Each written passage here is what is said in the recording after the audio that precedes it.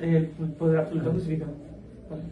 Hola, ¿qué tal? Este es el cuarto, ¿verdad? Sí. El cuarto episodio del podcast. El tema de que vamos a estar hoy es sobre Hobbes, sobre el libro de Leviatán, de la actividad que nos encargó la maestra. Sobre, más que nada por las preguntas que hicimos en la actividad, que creo que tenían como que un poco más de sustento, que se pueden dialogar un poco más y se puede abrir el debate.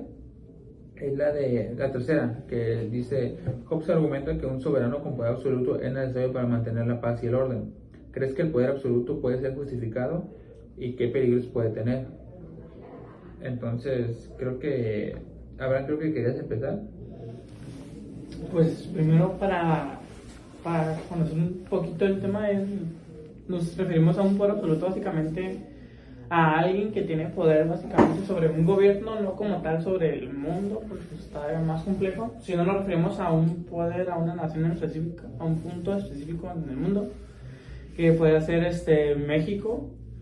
Sin embargo, aunque México no tiene la que se supone que tendrá que tener poder absoluto, es la presidenta, no lo tiene, porque México se basa en política, en democracia, que ocupas a más personas para tomar una decisión. Y el otro ejemplo podemos poner a Estados Unidos, que será un poquito más autoritario en cuanto a decisiones, ya que si el presidente te dice vamos a hacer que el nombre de la Coca-Cola se cambie a Pepsi-Cola, lo va a cambiar porque pues es decisión de él y él tiene el poder absoluto en ese entorno. Entonces ya por ejemplo, si ponemos metiéndose a la Constitución, ya no tiene tanto a favor, sin embargo tiene esto el poder absoluto en ese caso. Entonces, como podremos decir que en Estados Unidos, o sea, Estados Unidos y México son dos tipos de democracia muy distintos, ¿no? Se puede decir que existe hasta cierto punto democracia en lo que es en Estados Unidos, porque digo, la población o los ciudadanos deciden quién va a ser su representante, pero ese representante termina teniendo el poder absoluto, porque él decide qué hacer y qué no hacer.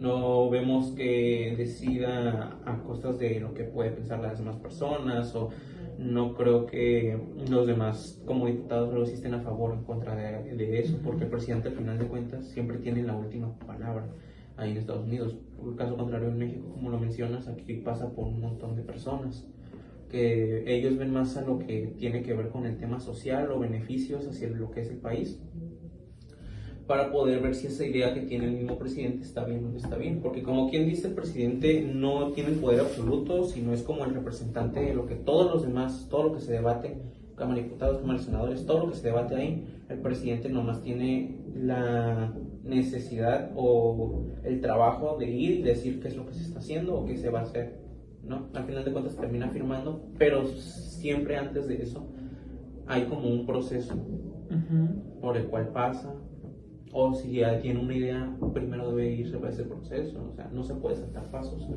porque no tiene el poder absoluto. No sé, si tuviera el poder absoluto terminaría siendo un caos, hasta lo que yo creo, ¿no?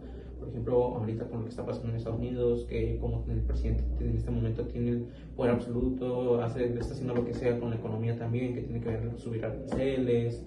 Está, por ejemplo, la vez que mandaron tropas también a lo que era Ucrania en ese conflicto.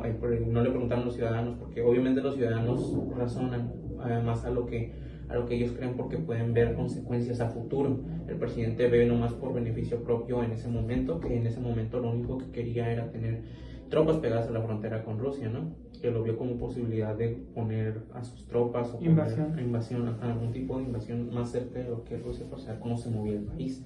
Así que por ese lado el presidente solo ve por el beneficio propio de lo que podría conseguir a corto plazo, pero no ve las consecuencias que podrían ser a futuro. Así que en pocas palabras, el poder absoluto puede tener consecuencias, pero no son consecuencias a corto plazo, podrían ser a largo plazo, pero por eso no se ve, como quien dice, ¿no? Porque a corto plazo posiblemente puedan ellos ver un beneficio en 20 años, pero ya en 40 ya 40 puede haber algo que pueda desbalancear a lo que es el país, desbalancear el Estado o lo que sea, y terminar hundiendo al país. Pues yo creo que, o sea, con el ejemplo que acaban de poner, yo estoy como indecisa, porque siento que sí es necesario que haya poder absoluto, pero a la vez no. Y sí, porque, o sea, sí, es necesario que haya una persona que nos guíe, o sea, que haya como alguien que nos guíe. Sin embargo, si tiene poder absoluto, eso puede terminar mal y como tú dices, va a haber de qué consecuencias a largo plazo o a corto plazo o el caso de que va a llegar a haber consecuencias. Pero siento que sí es necesario que haya alguien con poder absoluto, pero pues sí puede terminar mal. Aparte que ahorita actualmente que hay una persona que de cierta forma tiene cierto poder, de todas maneras hay como mucho caos en la ciudad, hacen lo que quieren y o sea, sí, siento que no habría igual mucha diferencia. Pero o sea, ahorita que sí hay alguien con poder absoluto y hay ese caos, si no lo hubiera, habría de que aún más caos y serían más consecuencias, más delincuencia y más cosas. Ok.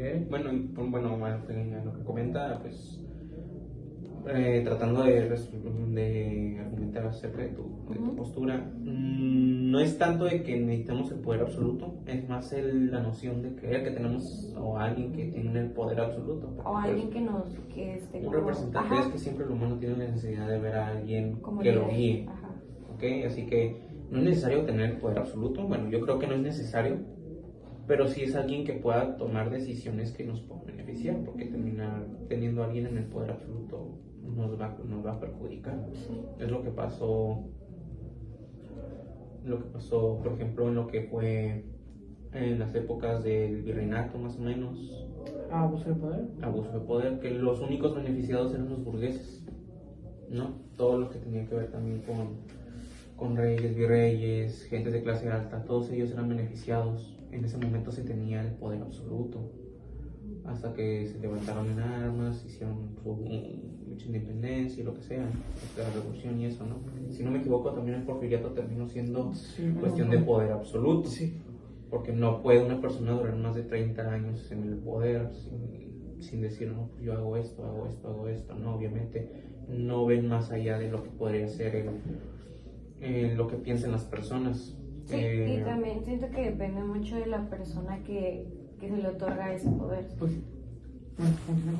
No, o sea, no, siento que depende también mucho de la persona que se le da esa responsabilidad y pues ese poder. No cualquiera siento que puede lidiar con eso.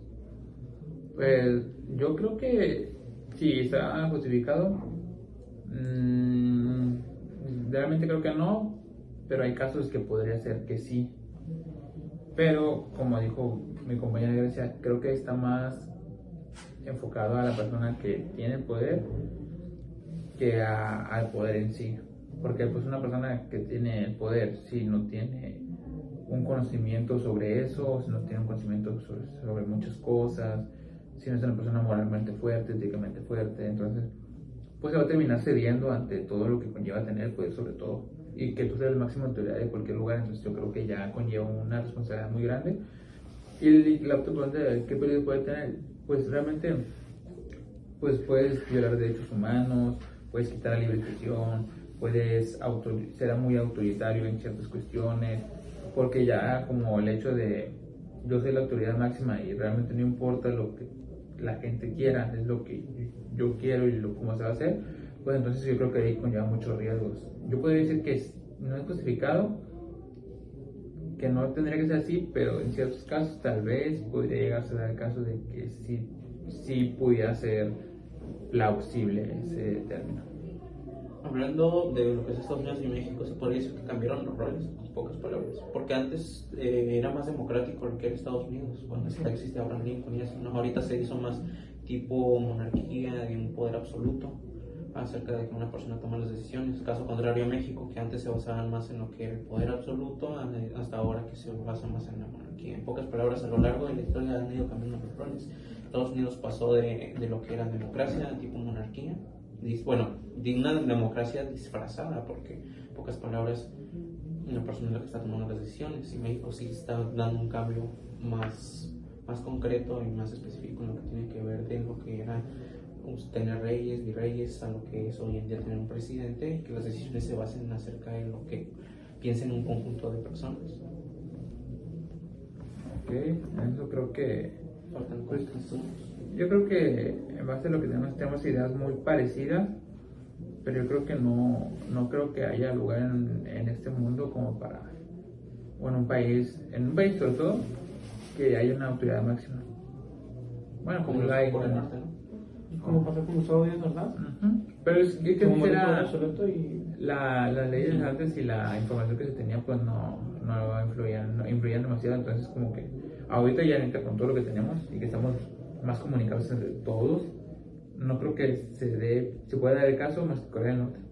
Corea del Norte pues sí ya es autoritario, ahí ya quedó, pero pues fue eso que alguien pase de un país pase de democracia a ¿cómo se dice? Dictadura, pues ya sería como que muy difícil. Venezuela. Venezuela También pasó por ahí. bueno, y Cuba. Creo que ya con eso cerramos el episodio de hoy. Estuvo muy interesante, muy buenas cuestiones todos. Ya sé que ya le quieres apagar redes, así que ya puede hacerlo.